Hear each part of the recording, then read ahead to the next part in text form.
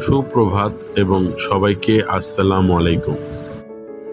ভোরের মিষ্টি আলো দেখতে দেখতে আমরা চলে এলাম বরিশালে। আজকে আমাদের গন্তব্য বরিশাল লেচুসা মাজার।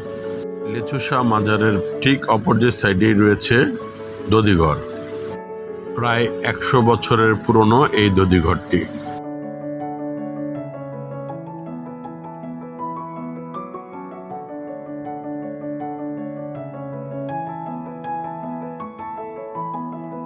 বিগত 100 বছর ধরে দই, ছানা, ঘোল, মিষ্টি মুড়ি সকালে এবং বিকালে এই রসনা বিলাস খাবারটি খাওয়াচ্ছেন।